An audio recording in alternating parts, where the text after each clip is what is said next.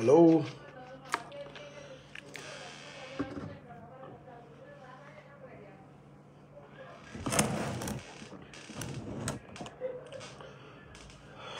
Assalamu alaikum. Albenyadi.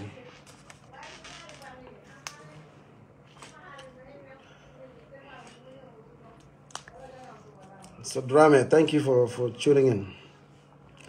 And Mr. Sila Yakuba. Albenyadi, Albenyadi. Very good. Thank you guys for joining. Mr. Manjang. Guys, Mr. Manjang, how is UK? Albenyadi. Yo, Mr. Songo, over. Welcome. Thank you guys. On a short notice. Thanks for joining. Kumara ko ngana kacha domani kejang.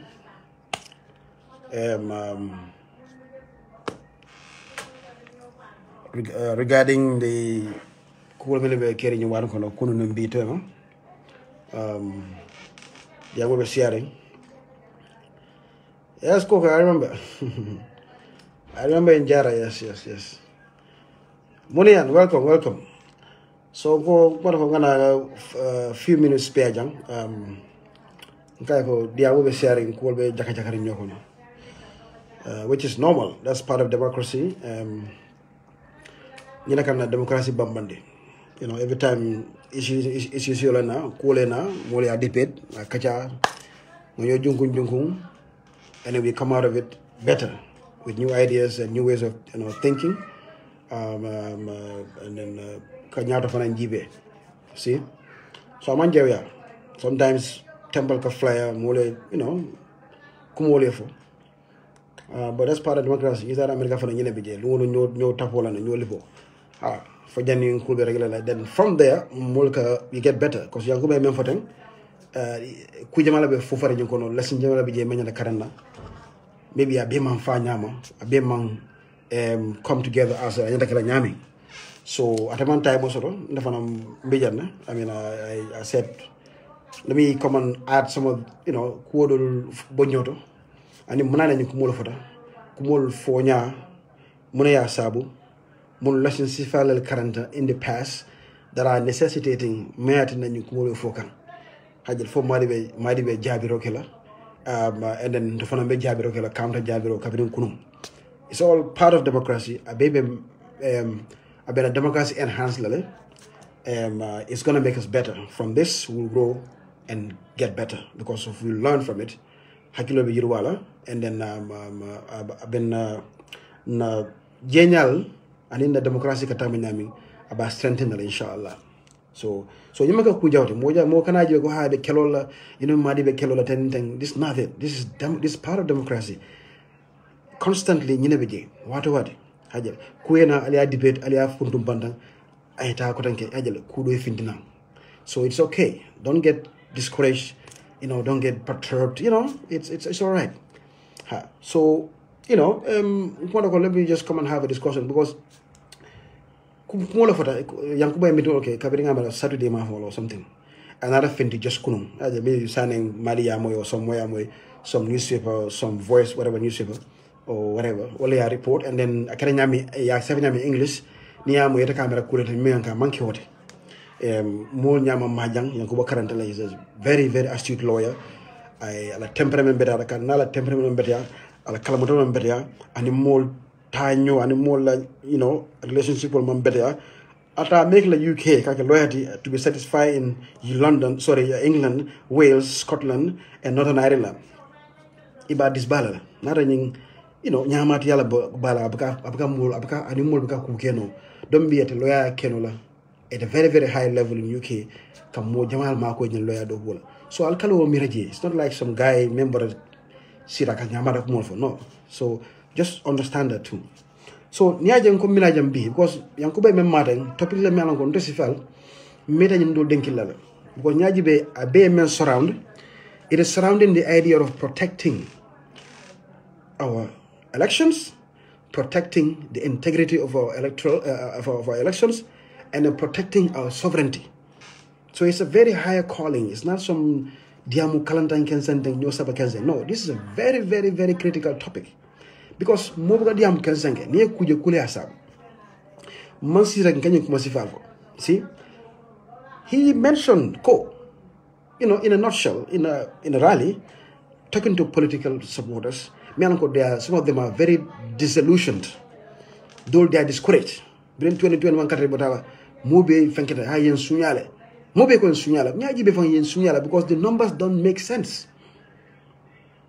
One number and take a point to every time, and anybody men karanta you number of fake dele take ibika kumala no kan. Hani MPP mko fani ha fake dele wala muntu ko that 90% voter turnout is illogical. A man says make so we know sunyaro ketale. Na mole anko sunyaro ketale. But niko isa improve all and the palato kan ibuka no ko kolera sometimes. Akere nyame fana sometimes mo buka articulate no. But aketale. So na support le long. They know it happened. So it's incumbent upon us. Don't remember nyaron ka Africa katre fanye nkejo kenjo as leaders. Ila muloko sunyara ketale ila muloko nyinkera yete kasi jibe. You have to assure them, you have to give them assurance go. Yela lesson so ye karane. Menketa I karante jele. Ibe preparation kelele ko kawanyin sifa ka prevent in the future. But ite as a political leader, ite mo fono. Please, do you believe like I can text ngal dani nying fun kilo lombulu ngobe be yalla be text la ngal dani please.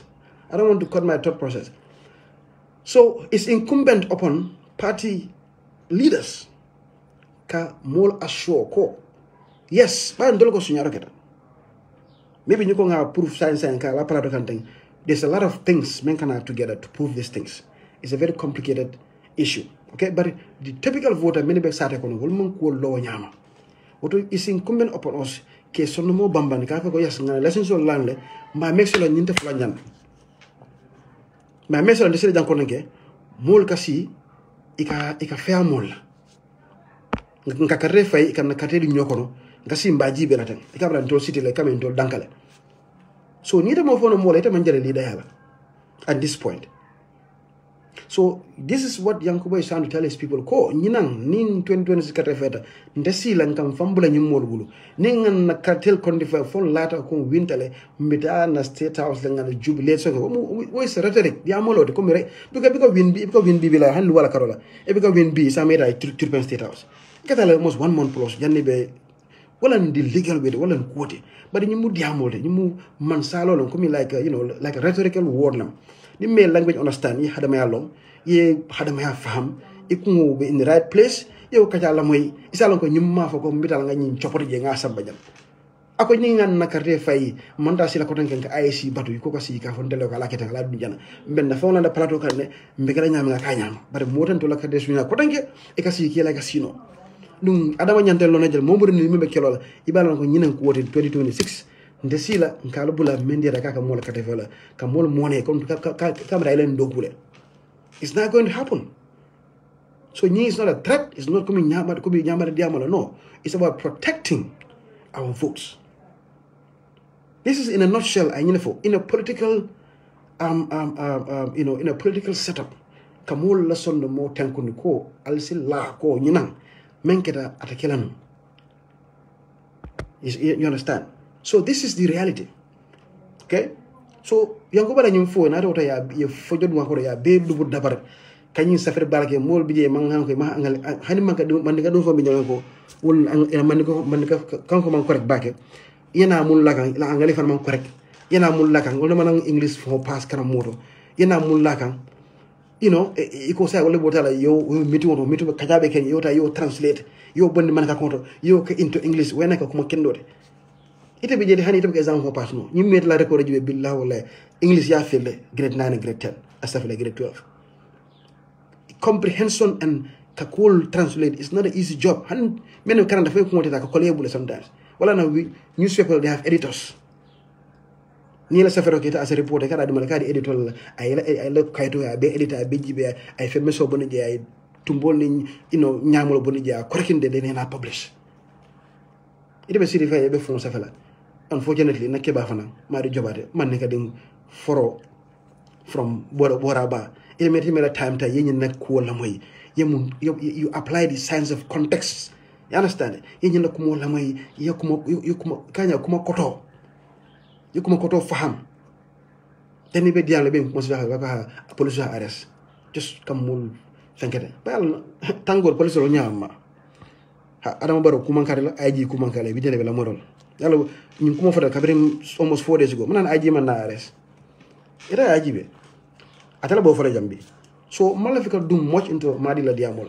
Nga men fojo kayanta nga safara kala kayanta, mo be safara kala kayanta. Bari ndem man lafika do to atala ko. Min lafa dun dami met na jang ko bay ñum fo. Ñun ko mon na fam menetin toliya.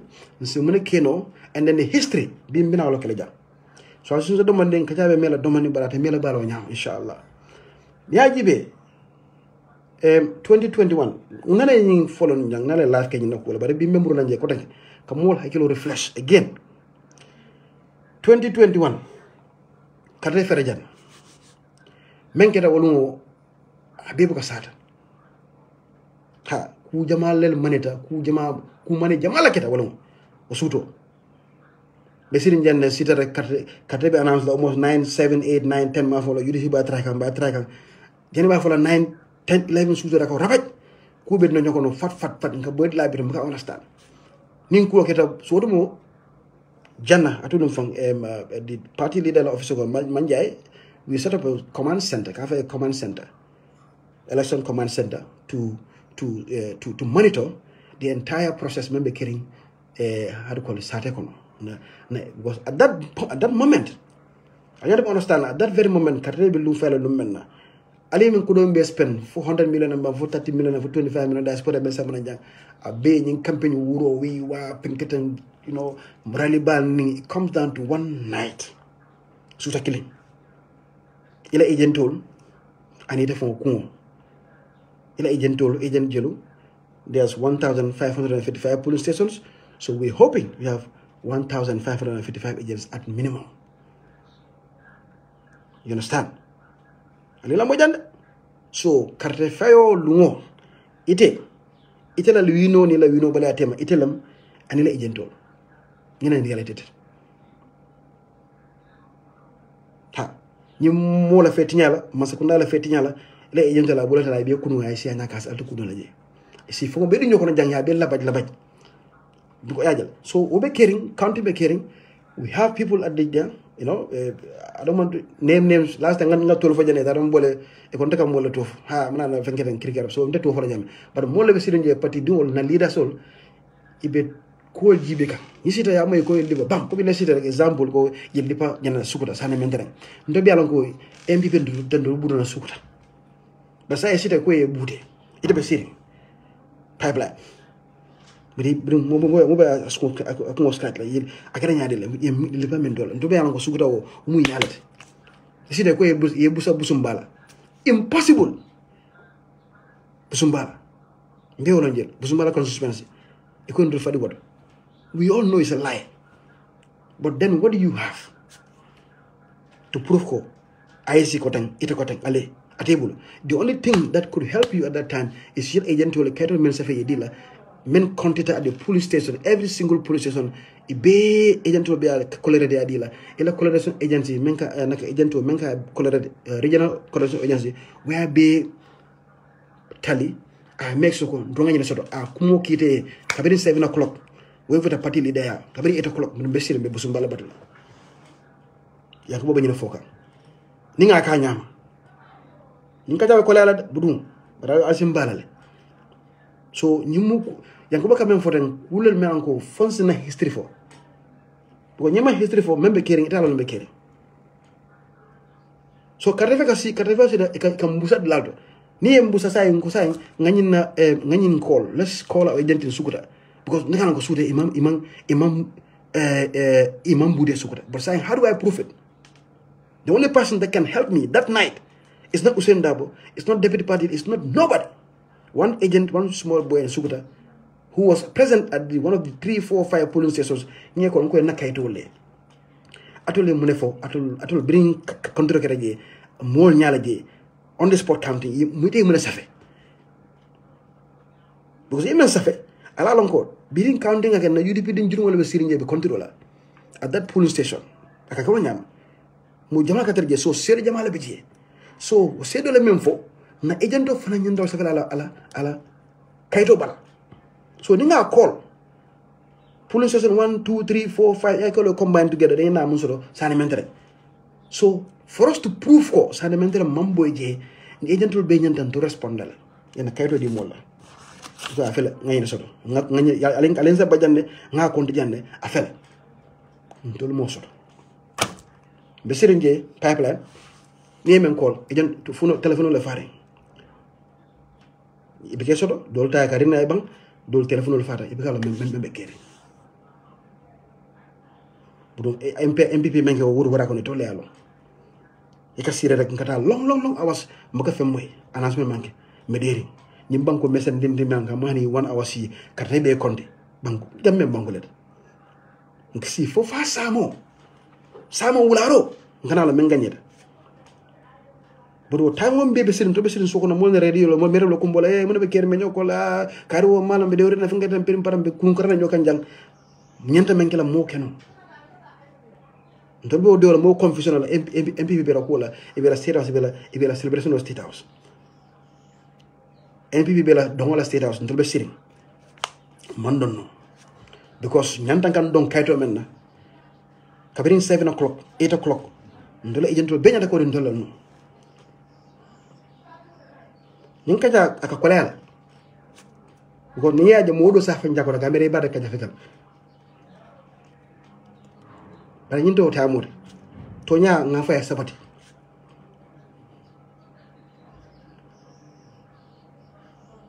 so yes lessons karanta jela lesson digri mbal mo le sasita pour ka nyinke amanke carte feta MPP start announce ka jubilation oke state house ngejele be dongola je eto le men jento malo mala mene dita sifa ndol be sir man dita soto mesiri yang dabo asita ko ate mundo mala ate nata si IEC officer IEC fo la je ate le ñin advice mod sarñol ani ndumalam fam wala ketan to la wala be the main IEC wala ni UDP representative of IEC main headquarters in Kanifing is in Bijilo or whatever that place. You understand? So alkali kono Demba Sabally. So wala imagine every result ni ba announce la at some point been quarter for around 8-9 months wala. Every result they bring ni ba announce ni announce ko MPP UDP den GDC dada ikane ka fa ñadi signed by Demba Sabally alkali konte UDP mo ka sign wata yakuba ko alkana fen sanja. So Young Yanks was there. He knew something was wrong. More Sarfana, Yalanko, something was wrong. But they don't have any proof to do anything. So they can just sit and watch. But they will not endorse the results. Alta, listen to all the audios that happened that day. They were announcing, Nia announced, Nico endorsed by MPP, Demba Sabally,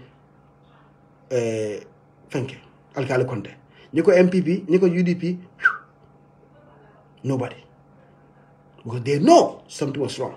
But how do you prove it? Your agents, they have nothing to show you. You have nothing. So, UDP, there's no other way around it. MPP akele yes yele kokele yel tapela akele ye kolu nyokono wala tinna ni ajibe ila nombal manna might no. So, bribe nyin kalas wala ndole agentol malo dina dang wala jahasata. Okay? Mbaka felsuta mbaka kuma sote bulu. So, it will be a number pushkan because saying nyaje nying the total voter turnout at 90%. A credible mistake because what they do, it can number letter ke lafa. So if you keep adding another 5%, 10% equal adjunct just to beat UDP, you announce as an official result. What happens once you tally the whole country, then you see the number of participants, the average percentage of people that voted. It can rise. If you can't control it, because now you plug in numbers that are not there originally. Numbers that cannot justify the amount of people that vote. A regular campaign, a regular election in a regular country. Jama 60% voter turnout men ka so damansia. Nde carte fe na ngol ka America. Sa fa jelu lulu. Ta. 5. Wala enter America. Kabrin Bush la jamano. Bush ni go. La Canada do no. Bush ni John Kerry. Then Obama nada. First time Obama ni McCain. Obama ni Mitt Romney. Obama Trump nada. Obama Biden nada. So all of this ngin bejale. Mbogata mi 60% voter turnout la. Saying America blaje, let's come to jang Senegal jang na nebo jang. Senegal la kerde fe wala jana danger san to tare wala mo tanse ni woro. Na mo tanse ani woro wala it say do wala fa do. Wala ta kam fa waran do tare wala mo la strong wala mo la prison. Til woro wala ko na la campagne la. Ali mira wala wo campagne lo dibinan do tare sinya wili kili. Wala kam fa waran do tare sinya wili kili wala la jana fanko waratan do tare la enthusiasm level. Still now, wala mahani 65% soto no voter turnout. Wala mundi nimmo keme karate soto. Mo keme karate soto. Karate me mafu NPP UDP that no. If it's 100 people, many karate soto. Mo tanko non to wala findi de karate fay. If go jet lad. Yo jodara rek masi boketa. Normally, keme karate soto. Karte bini bolo kono taw warata fendi 60 55 50% 65% na siata fasiata hani 70 men ka musa Angleterre bol nyama Germany bol nyama Senegal jam bol nyama banko men ko mo kendo la bije jama abega ko nyama. You understand? But yamu dara 90% rek wala ka mindelo Rwanda nyolem mo Gaddafi la jana Libya fenkela time hosni Mubarak la time ato dum fang Egypt saying yake Obiang jana yaja mabaran dame ni mansa katato sifal wala ka ni number sifal 90% number de wala ka tare abi jela hajal wala hajiti je wala mo buga diam ka tare ya sunya ya fa ali dey hey ni beta yefa simple hani ya jamina la kura mo be ya jamina kata fe no futa comme total percentage of voters ma fa ay majuna ma solo de ka mo jama ko le confuse 2011 ya jam has 75% voter margin. Ya jame fanang baro fan ka bolu kan say. Yes, but that doesn't mean ko mini carte fay. The difference naka the percentage of voters was about abuka 65% abuka fon si otum. Baro ya abusa 90%. Ben mo jalan ko tiaro keta. So this is the history of what happened in 2021. Ñene carte election night. So say nit keta mune tela karamati. Alon ko gurni na ay tulo ko si ika karanyela. So karang proseso ngolota nga kulo jibe patina de ko nga voter monitoring system of an create wala wo software system de Dr. Laim Mane na la team wala menen dada na la remember 2023 ntata nga banko yayi ka mulo karandala pour carte fa lumo ngana just jikim wala drum. But let's have a software melon ko mo kana lamma mo bo ni nga di la ngalon ko iba abe bulle any information men kata police station immediately ba ke la computer kono la iba li pala la funo kono pap abe fa la party leader immediately. So excuse to je ka fuka keneten mambo sa ko soto ha ndara janne malam be sela nyame na telephone la fata e ka ko mosi fa be la moy hajala. So we have our lessons, so we take the lessons nga try pour ka samba into implementation. Nyimbe nya den kanyimbe ka pour lum men nambita carte fe la kotenke fofo nun ko e fe lan tolla ni be findela nga di nyola sinya fa saf bara batra finitele because fende be mbuloko evidence yalla nyibe findela fa ne fatia nyim fendi bul ka fatia no hani ko wolo nga fendi jam ba usoni ya ko nga fendi mo jama e findela be findela mo kam blind because fendi je men ko aytande ko nyinde sukuta ko teng bare ko nganya sodo de hani. You understand? We don't have anything. So you cannot just go out. Wala na bring ko ngara korfana. Ndatale ngomotole wulu jat pick up on ko den kata wulu kono kata na kaytol kamana. Modo ta dante to fala kono ngi to faja kam fala. Bare ntem mo to fala. Banda pati do wulu jam blata mo kilimbe kono jenga wa sirfo son ko dabi do kono jele. Kata wulu kono kata na kaytul na risitol ay risitol kata bonni mol bulo ko nganna agentol so yo la dajale kana case ni dada ni evidence sol men kita jang inducement ni fo dang ka case ni dundi o fana en tadende ko sa adna tay mo ni ay jamfarando man ni janimbe kayto be dajale so yimbe mo la sellete so yo mo itande ko alla dunya be be laare mo ko no karre felu al be mala nyami campagne o urbani ni ko di ba bondo ni kirpa be na fa dala fol dum menna kada yenda fela atul ba fang made nyami anin alba la vote alba protect la nyami alba la vote tankala nyami mo kana ma alla carte this is the most important one you wuro be na fata you understand so this is a lesson mo le men karam yankuba nata ko articulate ale nata ko le fale meti wala ko ñin kada fa men kana nda sonna mo ñin ke mo la kandu ba mesola la ko ngan yola na kaytol to men so tanga long min gagneta ma state house bar ko mo ko molde ma state house bar wala yefindi ya fo gagneta la abanda so I see ak sa to labulu ya fo salam ma fo salam to nda sonna wala baratan to fana membe mbulu is tangible is signed by IEC agents. This is what we are fighting for. Because every police station na county jet na mo nyanta kanyin na kaito nyinka protect signed by the agents, witnessed by our own people, Melbourne City by Gibekan on the spot county. Come and get a masembe sign. Masembe ta mesiri ya wejele ha mobi aja birin ganyata nganyo hok dole ñu daate jana prim param dole ñu message hamana ñu hada ma alfa bru nga do jibe janyoketa bay 5 o'clock janyoketa man si jam fitiro so menkere masembe wala nyanda kala sate karo bela mo le lo yela sate konti yela dal konti by 7 o'clock mo be along ite lay sino men gagnere yalo barka si for the following day ete ko banko me sendi man ka mam fensi ka jarani masembe ñoni kiñol be konti within 30 minutes on the fent we just need people men ko mo le men ko be kala mo telenolti mo bamadi wol mo sonni wol mo la kayte carte yeni laaje ay konti ay seria même winda win janita si yela party enjoy et puis IC na diate yebal for 3 days ndola hajiti je ñine be fokal ñim manke luwatinate ñim manke farti mañare ñim manke mari la fa ñame manke wote ko ya inciting violence what violence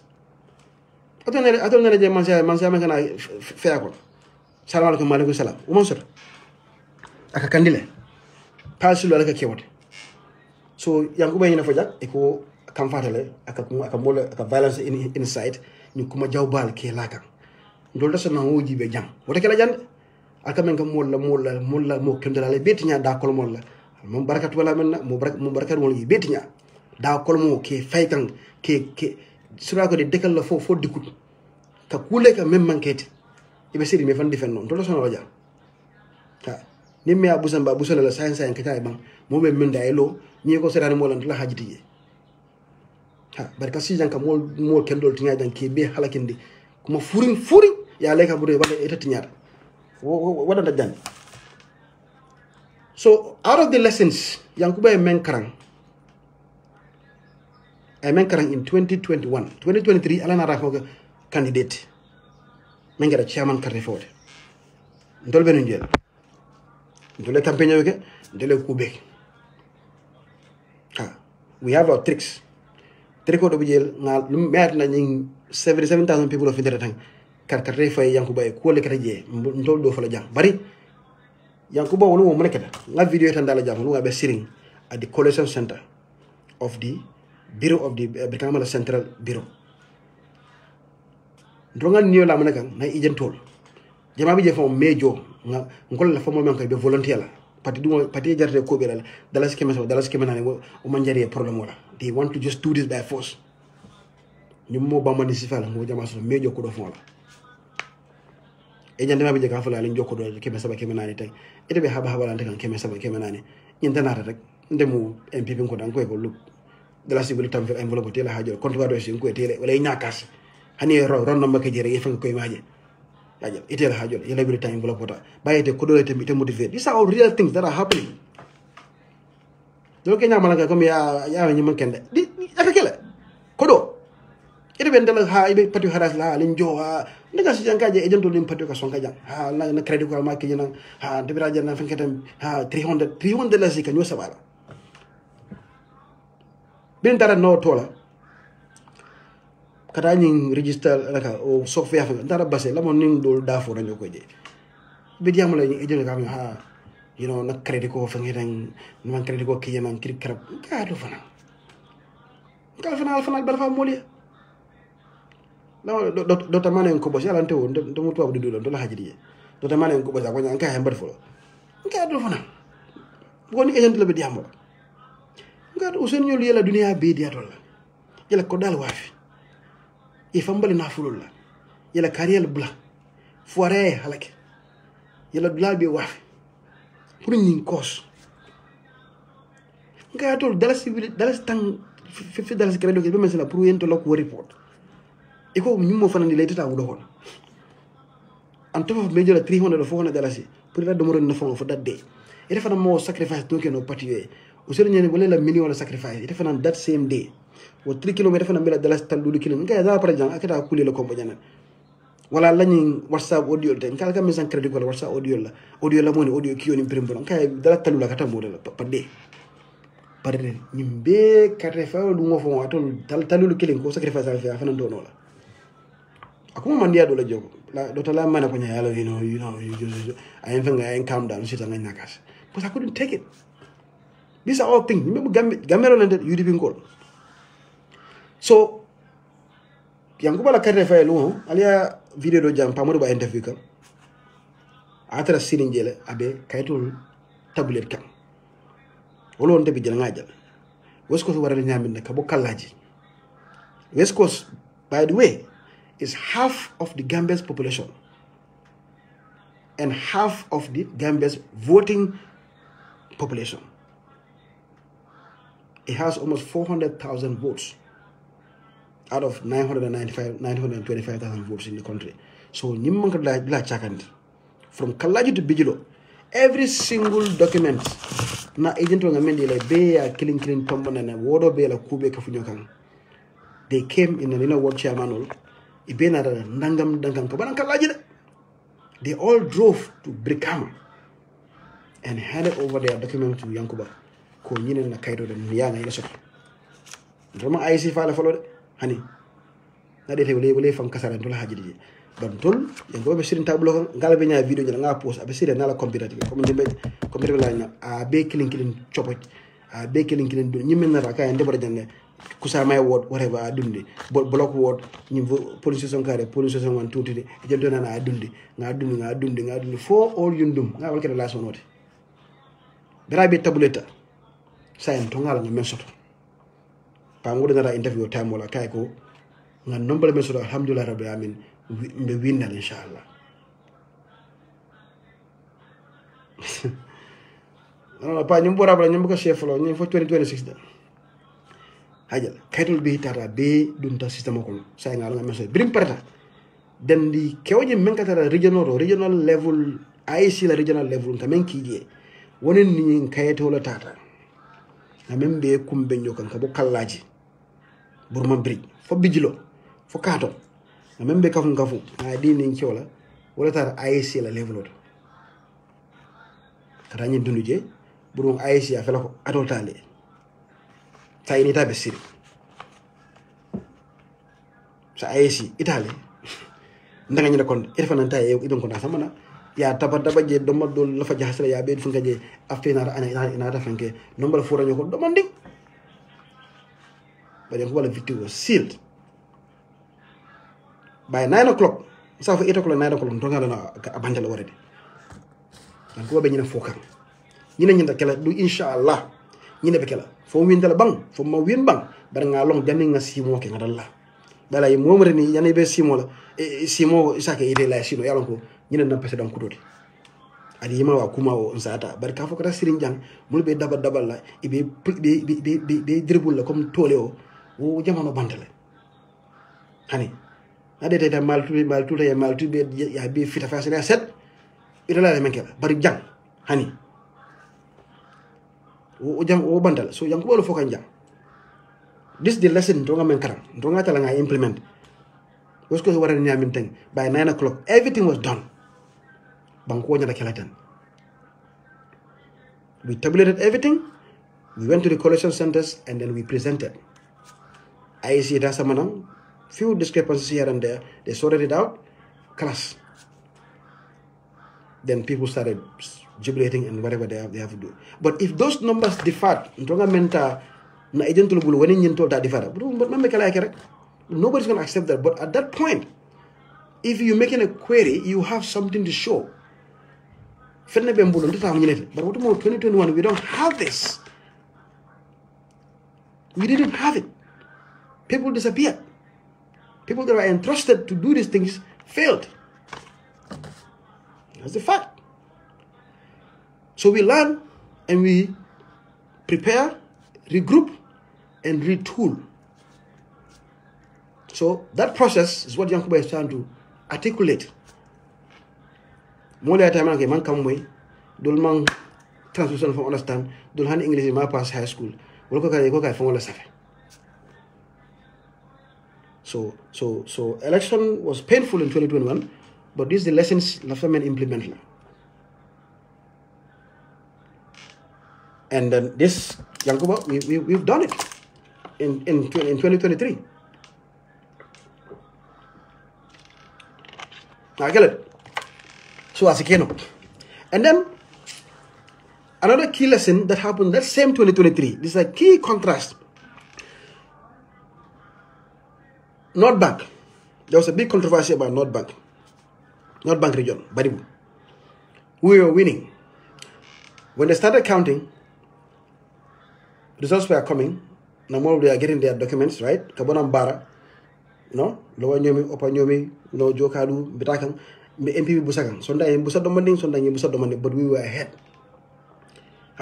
We came all the way to Baribu Kono. We started pulling ahead of MPP Domanding. So people started jubilating on Facebook called Wintel NBR.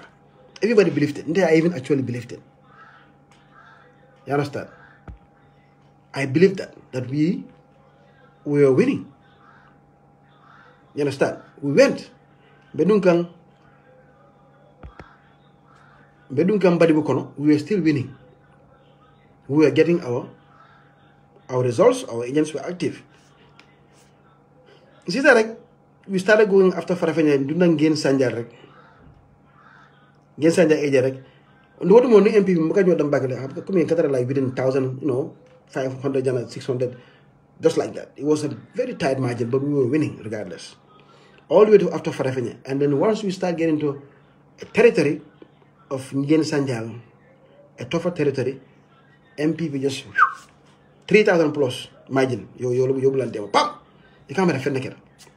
Yes, it's a tough territory, Ngen Sanjal Jana, Kumbija Jana, you understand, or Barbarola.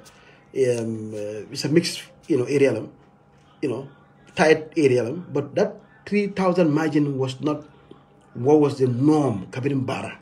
Sometimes you look at trends. The trend wasn't this huge margin between the two parties. It was very minimal. We were just basically within, kind of the statistical margins. Then after that, I could rip. Then I know something was wrong. And then counting happened at Kerawan. Our chairman of manager something more. After 1 week before, few days before, we had a meeting at the Kerawan La Bureau, the Kerawan La headquarters, with this same chairman. When we went on that election monitoring software from Kenya, that was our last stop. And sorry, Basse, and then we turned back to Sierra North, and then Natalabang, Kerawan. Stuff like, Kerawan La Bureau, yeah. And we emphasized to everyone, and including the chairman, and I pleaded with him. I saw something coming, I wasn't comfortable. Mr. Forgot the name. Please, yen fi dëgg. Nka ko atul lañ jam molti.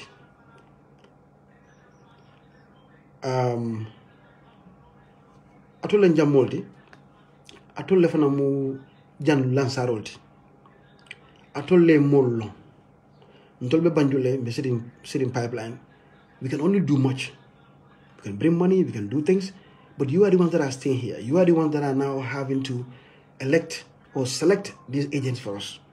atola men karanta because nga ko kuma jama mo je wolo that bureau do ka fanya dole were telling me some of an agent do be well they cannot recognize between 200 and 2000 years afa ngo moy won hoto wolo fon ki jokam fara ko do la ay la ko agent do be 2000 years afa you write 200 they cannot tell the difference.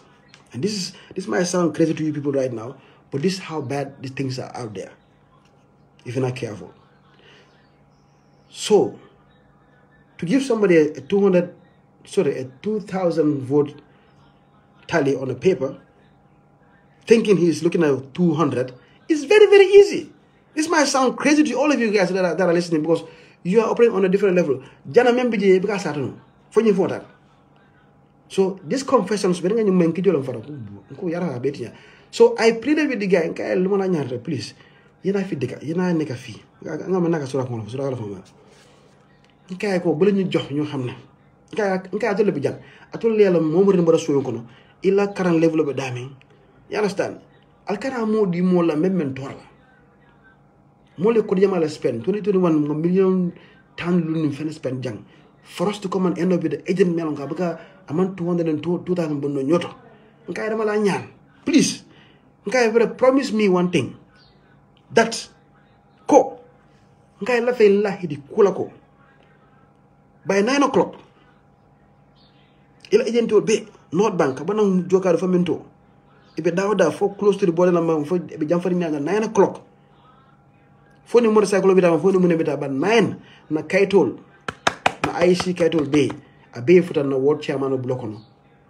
Mo be la kaitosoto. Mo kana si kaiti mansoto. Na resultol, Ali be dinner by 9 o'clock. That's all you need from you people. Don't give us any, just give me my documents. Let me know where I stand. Yanni bida IEC. Hanyum 4. Ikama ala ben diamulika. Kata fa sita. Ngamo iko embuti la North Bank. Mole wuro la ay mambute. Ndol binda janne ngata nganjana nga bari butale nganjaba kunda ta nganyinta prim param. Wuro be kering. I'm like, okay, so what then tiar ga ndola ngen sanjal. Guess what? He went to IEC. Fengeram pirim param e contributal e number diala no proof nga yamar menna amake makay tolle meje bira keta somanda bira announce ke ntawul janga namuro mala ni Momodou Sabally ani ndotala mané ngombe cross la ngata bo so mala finu ko mebi nyi ndaraw that very somanda ni agent be dawata be nyi la ngana kayto boni bulo ko balance janna telefrasi nsina kayto be continue ko tanke ajale ngalo nga menso ngin sanjal ga ngalo nga menso kumbija nga menso mbapa marega nga menso naka sa bambali mede be sanjal nga be long you see sorry ko ka non see bari ngombita ndara ba useria somanda trying to cross ndepata nga na fo we pak ka cross immediately kadanya ndi bo nyama ko ngala ko ningo bo nyama ko rek most likely mbe windale bay nara diamo ke kebal diamo de karen den nara bay but then Dr. Lyman I remember call him ayin ka kay hana luñ la waxon ko nga même fo no ak ñaari lam kay tolle kay ma finde kay tol makita again. The same thing that Yanks protected, another person failed and he won. He lost. These are the fine thin margins.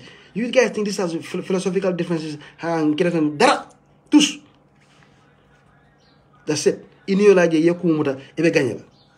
Until buka boy kare falo, you deep in buka boy. We just need to know how to control election nights. Ni ngara nyalla ndol tar ni Dr. Lyman so ndema kat man sinja be das percent kan nga wurude I'm here kamen faal tan be tonya kesse so we failed to do what Yankuba did in NBR by getting all our documents. We lost.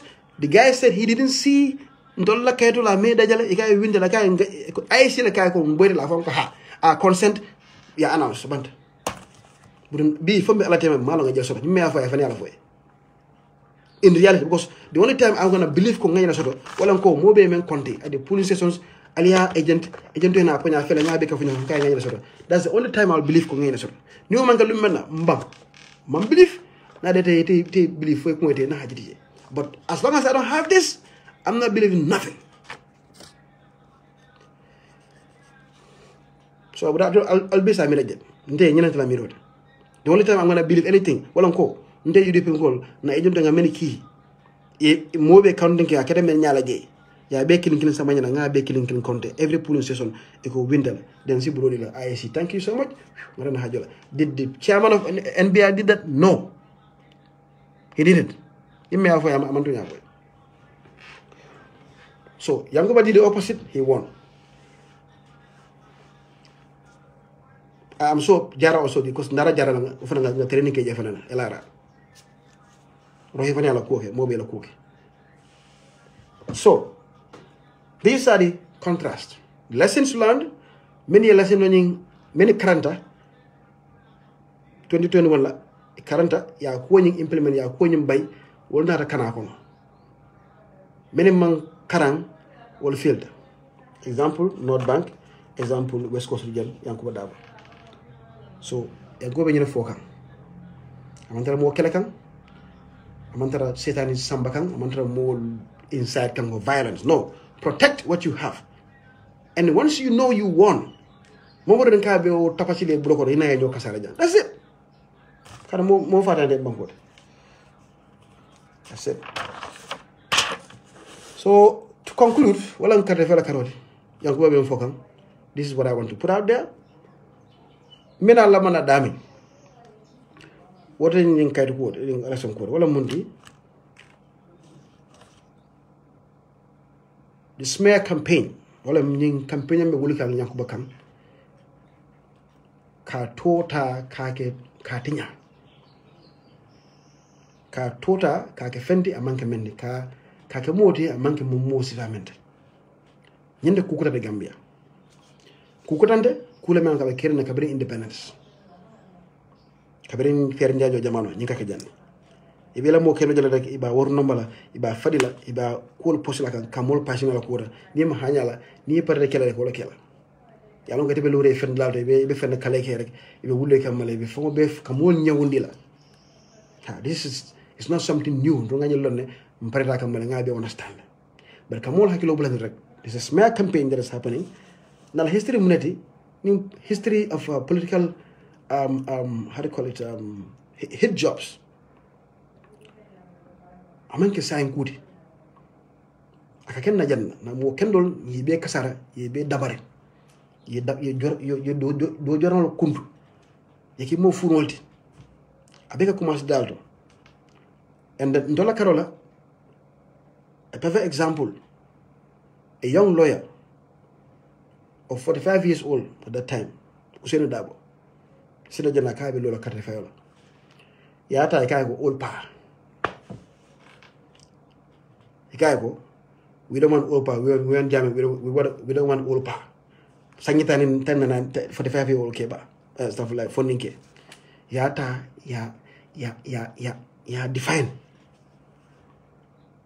Iko tan fanan iko manninga patilam ya manninga tak fanan laka ya ke tribal soti di se Usainu Dabo men kuluta Banjul ay banji duwol futu adi ngaho Banjul barindi wollam ya jale a mixtam Gambia karobela ay fulol ma ay jola ay mobe ma ay jolal ma ay fulol ma ay fobe ma as diverse as you can be ala parti fanan kono ala leadership o singunya signor bidje oncle feni pepita signor bidje ha ya jala ñol bidje you cannot have a much diverse party than this. What do you want again?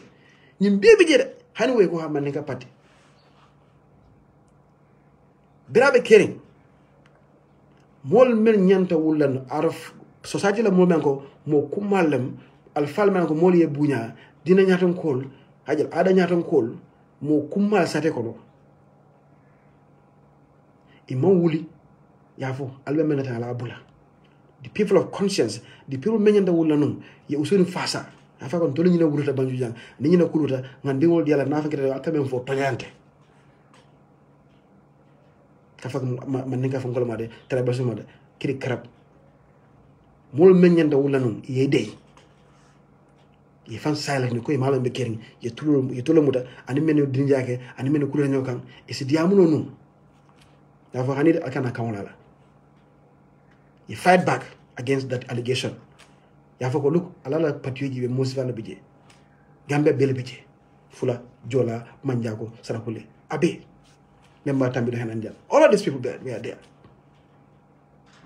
but the people men nyanda kalono addo jamano la men of conscience tonya mol gambe dingol an men ye ko ke jani tar karamu dari ani ko ke besite nyaka sal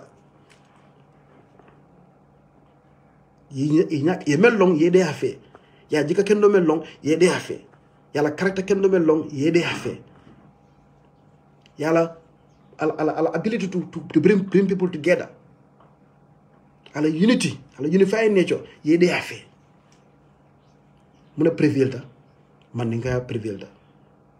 Paria prevailed, even though he was just 45 years old. In 1996. Kurumol diameter, Kendall City in Yakasila. You gambe fondi, Masa Kendall.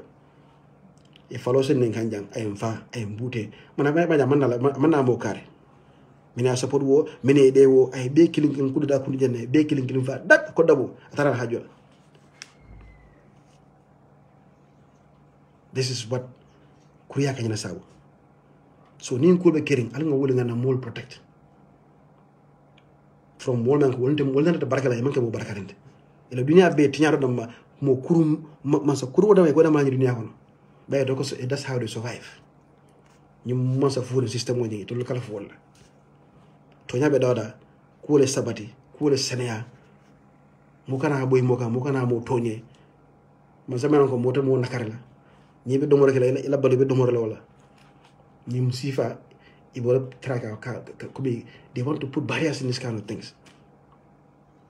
Then they sow doubt in your funko a temperamental aka nendiro lake aka reda ha komol nyewundila. But the same game has been played ages ago. So you have to learn from history and not to repeat history again. Repeat the same mistakes.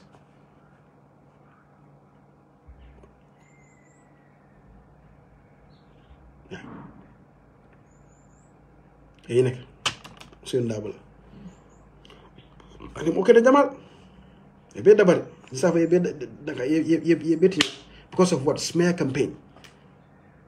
Ni me mutano because usen wado oto ita fala ga fene sunya. Ita fala ga man brave ko atel lo jang. Naga 1981 beren kuri dakira tel lotam mole ay mo be friend e men accuse no kuri dala so ay to soto ay brave soto ay vision soto ajel ay man corrupt al manam mola transo do mo ko je mo sene sa manière man la fina so me kala sa ay bare nda fa ngay fene sunya nda fa la na fene nga yamu ne yow man ka tray bale sol yo faaka bu tapata bu mo fa nyaaji yo fa unfortunately amen ko comme social media jamana at that time. Facebook Live in 1996. The only medium of communication to talk to people through what? You know, Observer or Point News or something. See? So it was difficult to push back on this message. But nonetheless, other tiol ning imamol ning you know they could have talked to people on the ground. Look, no you come in file tonante so man ko but moli aje ye dey nakas. So we are not going to allow again kan mo ken dol ta ko tan do be sire mo jibe la ke dekal fu wara dekut ke kuti manke mente hani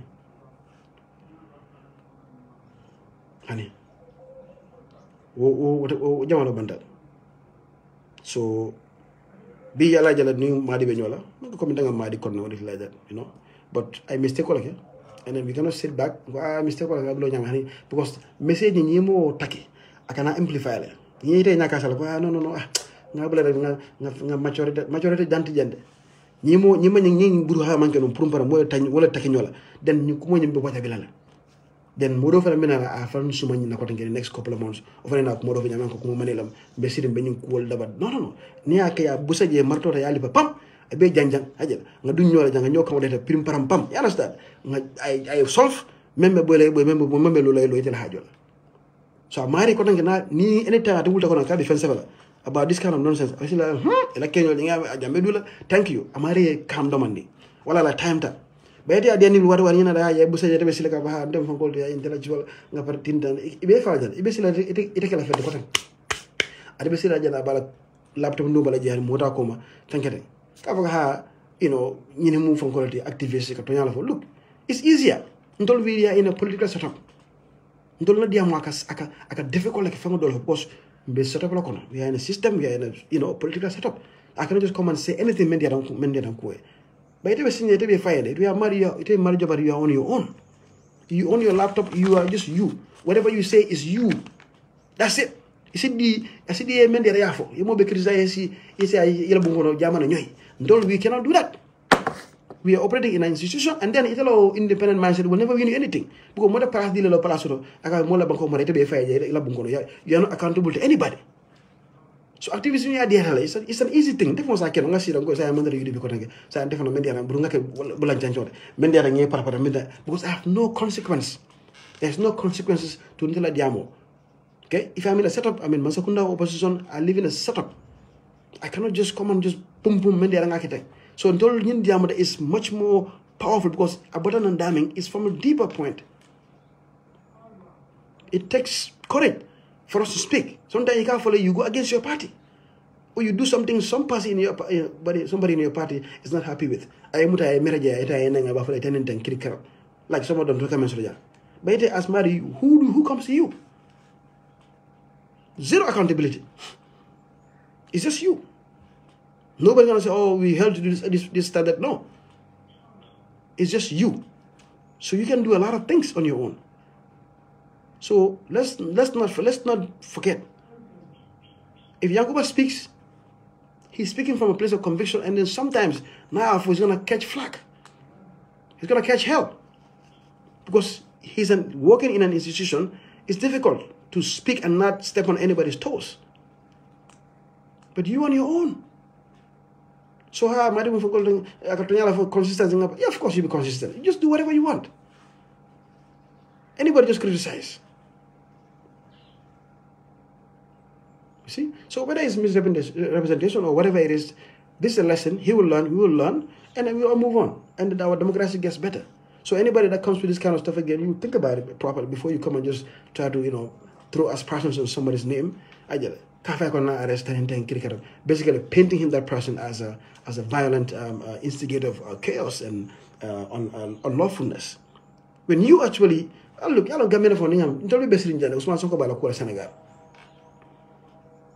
during Gasta, Lumine Belo Gero Baraje, Senegal be Malaysia, Dakar be we are cheering them on, including Mari, including everybody that are here, including those weird you understand? All of those people. We are all cheering for this same Sonko. Dañoo déloger Macky Sall si palais bi. O fara janna. Déloger wala mundi ka deloge ka remove from the power from State House si palais bi. Not by election, by gasta. Ha, janga kada janna mbibe janna all the virus mbibe janna kana ñoo neja. We all cheer on that. Where is your democracy then? Why don't you call it Senegalese IGP after Alta Sonko arrest? He's calling for incitement. He was already there's fire happening in Senegal. People died. And he's calling for people to go and deloger Macky Sall si palais bi. That same Mari here telling Yankuba to go, let him go and arrest Yankuba. Where was your conscience? So your conscience is only about Gambia. When it comes to you, as a man of conscience, the higher level of blah, blah, blah, the country, is only Gambia. Your standards are just here. But as long as you step out of the border of Karang, you can be a rebel. You can cause havoc. You can call for insurrection. You can call for an overthrow of a government via means of protest. No accountability. So itala accountability. Oka danya Gambia. It follow nyakot.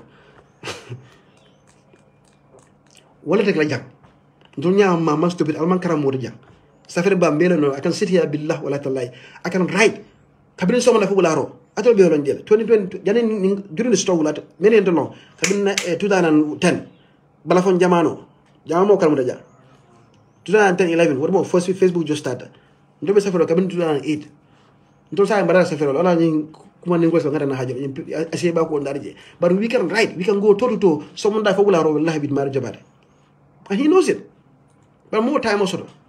So these are the small ngame fa la mo jande the same people maybe wuro jambi yankuba etola ka yankuba sonko ka bulo ko say dara ka bita ma ke sala jinilla pale kono gerewola no karne fayo gerewo that's treason yankuba fa jambi ajibe just yankuba ina da ko ha wala anywhere from Europe ha mbe adama jinilla 3 years jona man ka daja 3 years jonna e ko 3 years la tangue yankuba na jang ay mo lead e kay no rebel. The same people again, what Sonko did, Yankuba was insulted for that. He's angry. He's calling for violence. 3 years Jonna. They were laughing at him. Well, Tonte, Sonko. Thank you so much. Narakona Yankuba Diam Kai police in arrest. So I told you so-called intellectual coup atu betenere. Ha. Atu gamina alwala yap. Ha. Yudi bingo alka fair wala. Atola karobe katul pusuna kan kantul ta kan mo forward. But once you start getting like facing reality in other countries, the same reality, you are not a whole different person. Yes, he was on record applauding Sonko for what he said about dislodging Maki from power through strike, through burning down Dakar. This is what Pastef did. Whether you like it or not, this is what they did. This is how they came to government. Gasta. We are all uploading Gasta here. Every Gambian here that I know. Few people that I know on Gambian WhatsApp, Facebook, I can count 1 or 2 that I know were never in for this Gasta thing. One of them is my friend Badara Aluso. He's probably listening right now. He's Yankuba's childhood friend.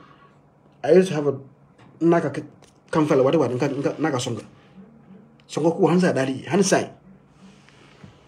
Because of this, I don't believe no, that system of Gasta. So Madi should have been writing, condemning Sonko. Not running. I don't know. When I Gambia, my consistent, the consistent.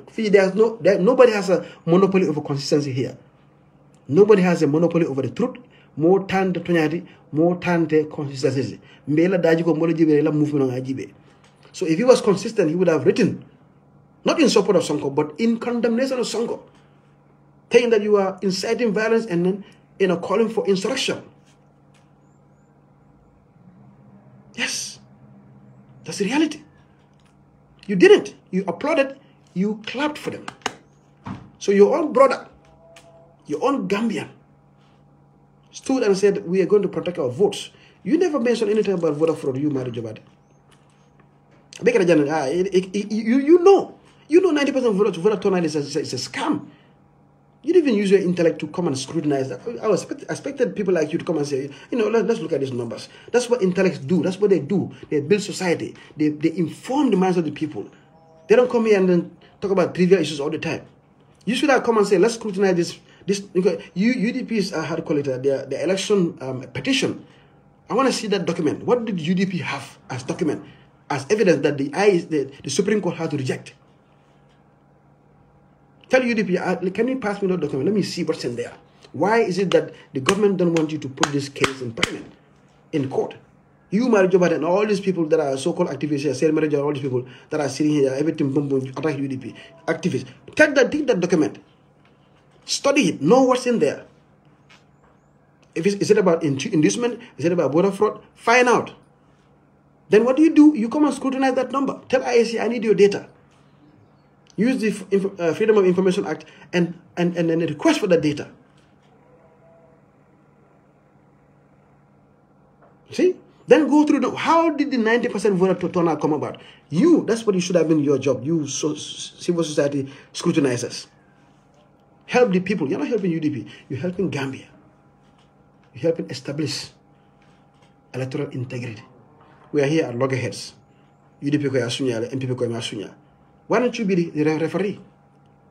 You say we are civil society, you are neutral. Take the data. Go study it. Take it to UK, whatever it is. Bring scientists, bring data scientists. Go through the numbers. Tell IEC, I need your registration. I need your whole voter registration thing. Let me study it. When did you register? What are the timeline? What are the timestamps? There are some parts in the registration process where people are registered within 30 minutes, 100 people, which is impossible by human standards. 170 people registered within 30 minutes. It's not right. What was happening was data entry happening. They go and register the card somewhere and they come and data them, enter them into the main data. So you see the times are like stacked together like that. They are stupid. They don't know because they're not educated. MPP. They left their traces behind, timeline traces. Computers have this. They can tell you when this information was entered. Take that, comb through the data. Explain to me, IEC, how did this 170 people register within 30 minutes?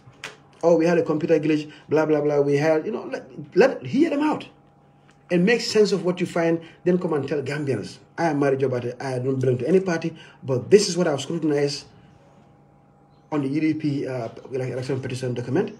And this is what I'm telling Gambians, this is probably what happened. This is how I can respect these so-called activists and things like that. What have you benefited Gambia for? What have you done for Gambia? I don't want to get into your business and things like that, but we need to start thinking about these kind of things. Money is coming here to pay all you guys what your activities. We are not benefiting anything. We are getting poorer and poorer and more into bad governance.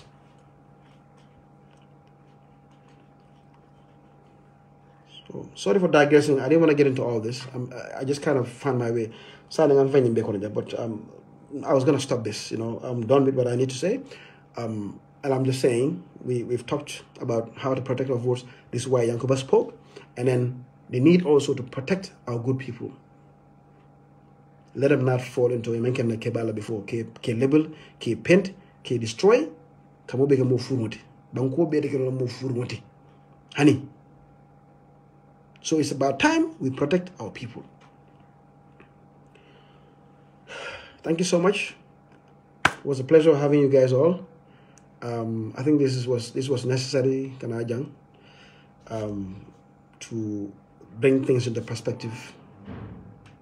Not clarify actually, but explain what is the motive behind what Yankuba said and how it was misconstrued, and then what is needed for us to stand up and make sure what Yankuba said is what we are all collectively going to do in 2026 to safeguard our votes.